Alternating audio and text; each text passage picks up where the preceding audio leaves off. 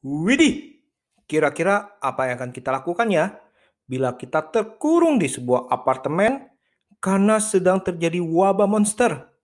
Sedangkan penghuni yang ada bersama kita juga mempunyai risiko menjadi monster juga.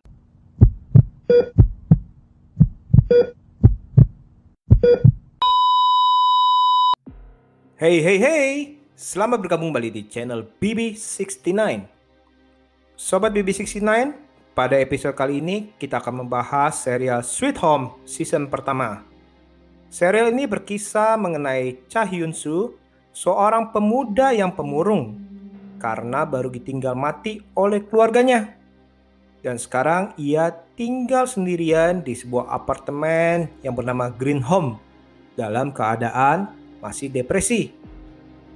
Pada suatu hari, kejadian aneh terjadi di mana beberapa penghuni apartemen tersebut menjadi monster pemangsa yang sangat kejam.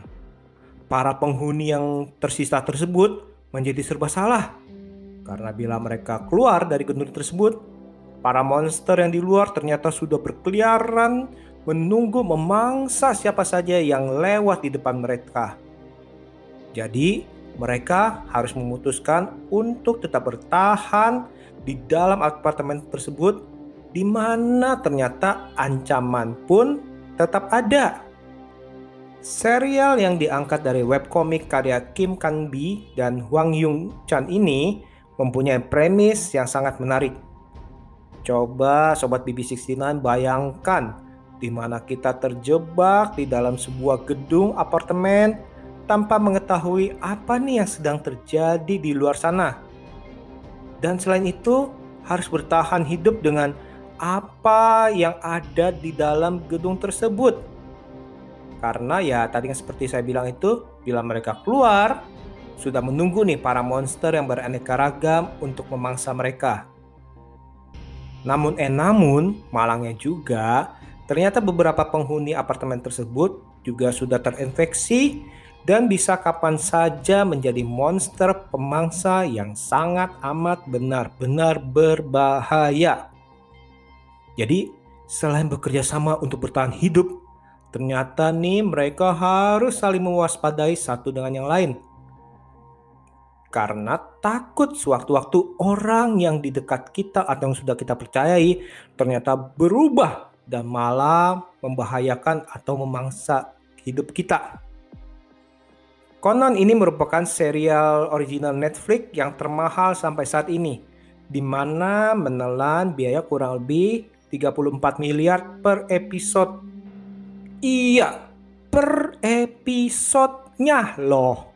Benar-benar wow ya budgetnya ya.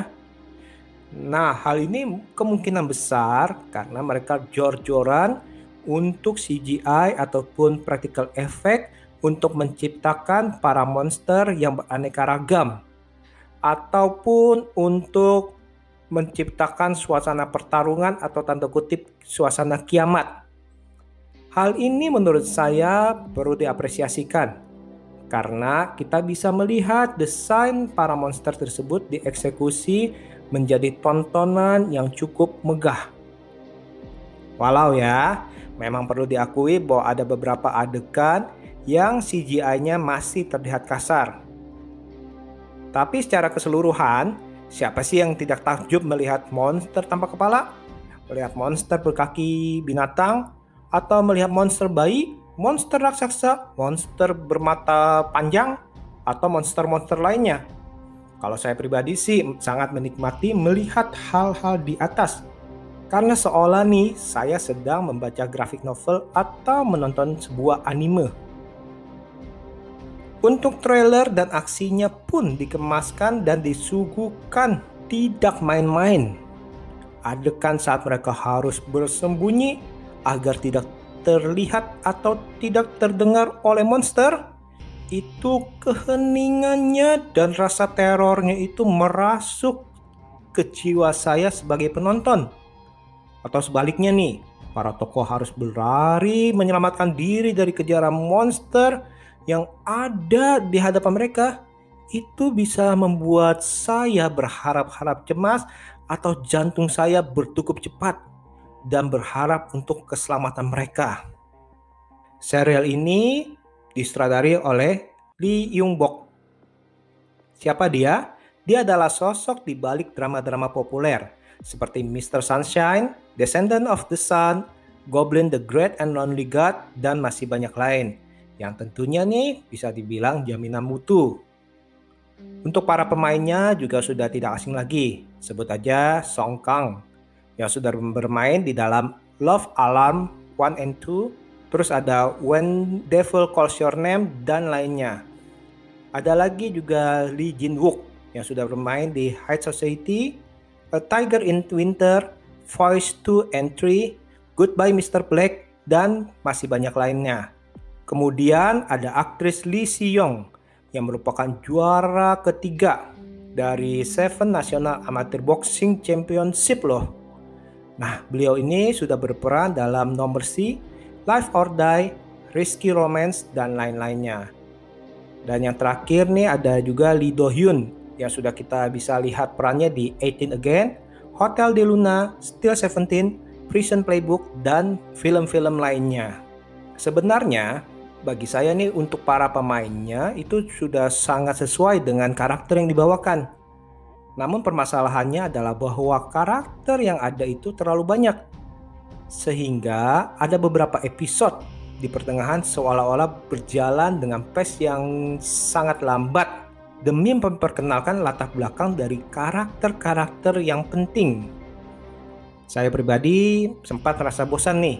Mungkin karena sebelumnya saya baru saja menyelesaikan serial Alice in Borderland yang juga mempunyai banyak tokoh, namun eksekusinya sangat efektif dan ringkas. Nah, ini mungkin karena ciri khas masing-masing, di mana film Jepang seolah lebih cepat pace-nya, sedangkan Korea Selatan ada kalanya pace-nya melambat dengan harapan kita relate dengan tokoh yang ada.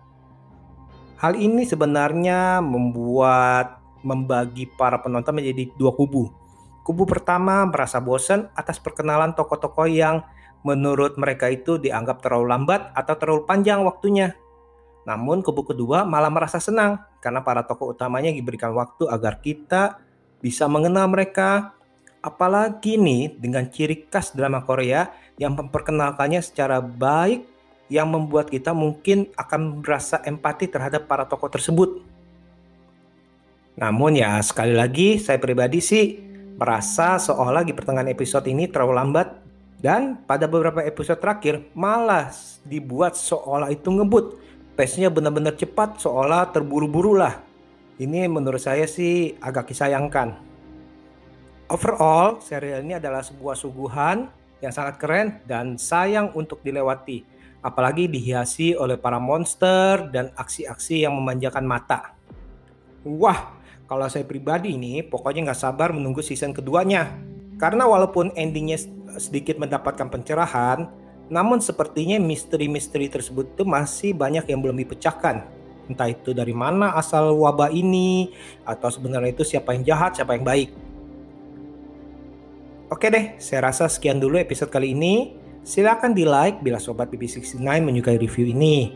Dan menulis komentar atau teori-teori mengenai serial ini di kolom komentar.